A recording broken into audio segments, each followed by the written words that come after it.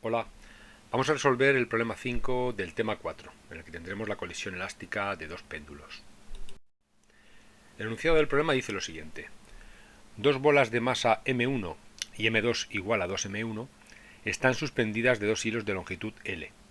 Separamos la primera bola a un ángulo alfa de la vertical y la dejamos caer. Si la colisión entre las dos bolas es elástica, nos pide que calculemos la velocidad de la primera bola justo antes del choque, las velocidades de ambas bolas después del choque y la altura a la que subirá la segunda bola después del choque.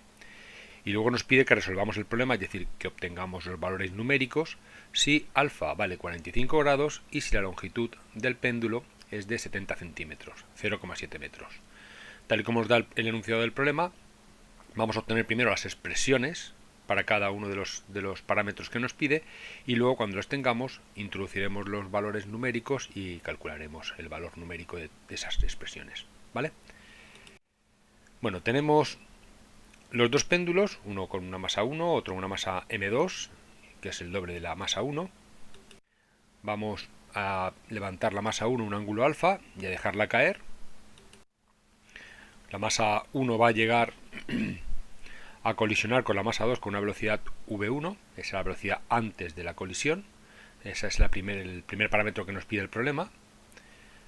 La masa 2 del segundo péndulo está en reposo y después del choque pues ambas masas saldrán despedidas, moviéndose cada una con una velocidad v1' y v2' respectivamente, ¿vale?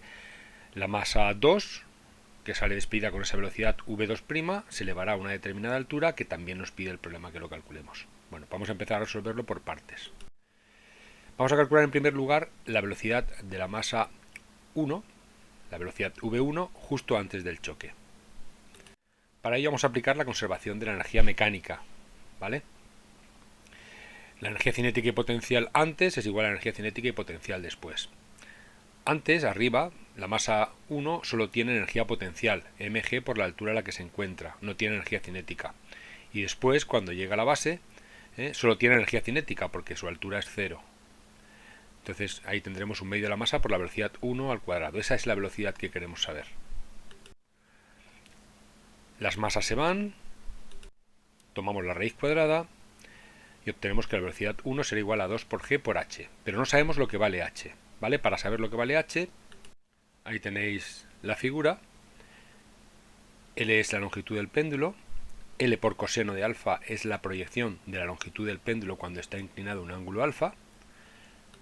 Y si restamos L menos L coseno de alfa, obtenemos la altura h a la que se encuentra la masa 1 del péndulo cuando la soltamos.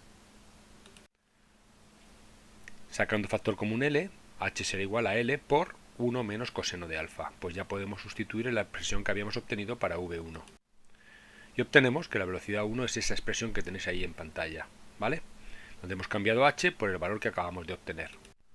Recuadramos la solución, porque esto era lo primero que nos pedía el problema, y vamos a calcular ahora las velocidades después del choque.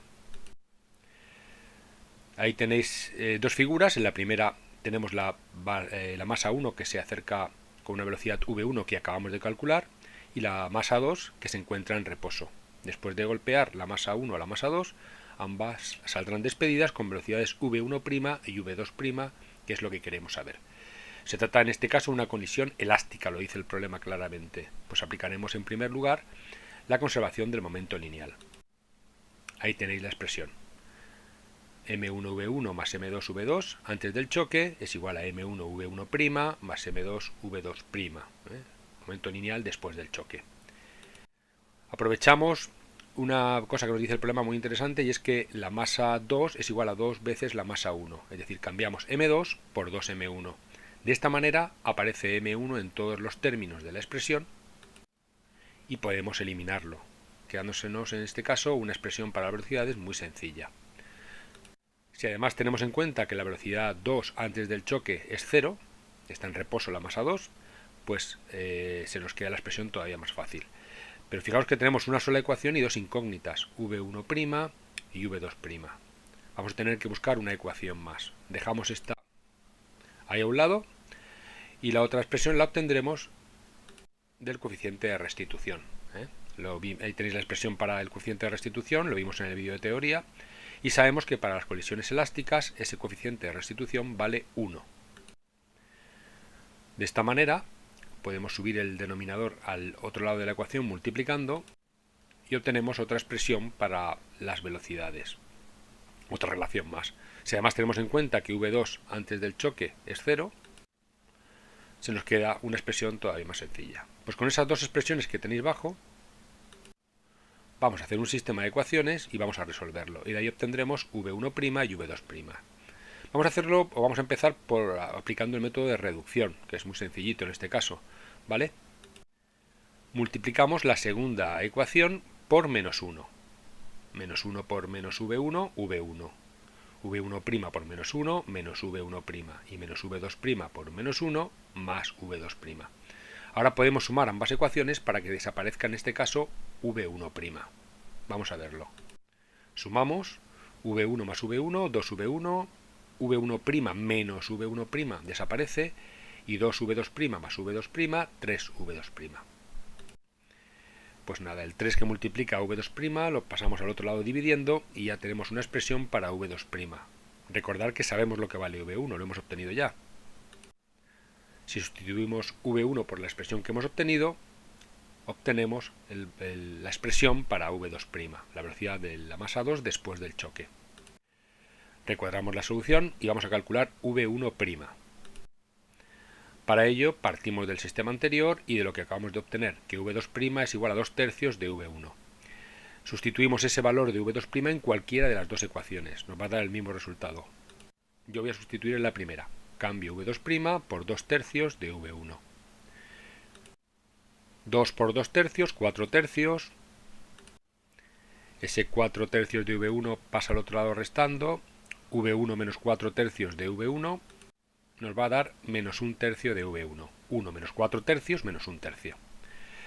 De tal manera que tenemos V1' en función de V1. Como conocemos lo que vale V1, sustituimos y obtenemos la expresión para la velocidad 1 después del choque. Ahí la tenéis. Recuadramos la solución y vamos a por lo último que nos pide el problema, que es la altura a la que subirá la masa 2 después del choque.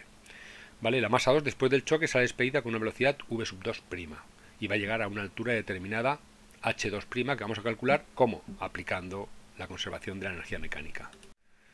La energía cinética y potencial antes solo hay energía cinética, es igual a la energía cinética y potencial después. Después solamente hay energía potencial, no hay cinética. Las masas se van, G pasa dividiendo y obtenemos que h2' es igual a V2' al cuadrado partido por 2 por G. Sabemos lo que vale V2', lo acabamos de obtener, de tal manera que sustituimos V2' por su expresión, elevamos al cuadrado, 2/3 al cuadrado son 4/9 y la raíz cuadrada al cuadrado desaparece. Fijaos ahora que tenemos arriba 2G y abajo 2G, se van a ir, y obtenemos que h2' es igual a 4/9 de L por 1 menos coseno de alfa. Pues esa es la expresión para h2'. Ahí la tenéis, recuadramos la solución y ya hemos obtenido las 4 expresiones que nos pedía el problema. Ahí las tenéis todas. Para obtener el valor numérico, sustituimos alfa por 45 grados y la longitud del péndulo por 0,7. Recordad que la longitud era 70 centímetros, 0,7 metros. De esta manera obtenemos que la velocidad 1, la velocidad de la masa 1 antes del choque, es de 2 metros partido por segundo. V1', la velocidad de la masa 1 después del choque, es menos 0,67 metros partido por segundo. La velocidad de la masa 2 después del choque, V2', es 1,33 metros partido por segundo. Y por último, la altura a la que sube la masa 2 será de 0,09 metros. Pues nada, ahí tenéis las expresiones y los valores numéricos de todo lo que nos pedía el problema. Un saludo y hasta pronto.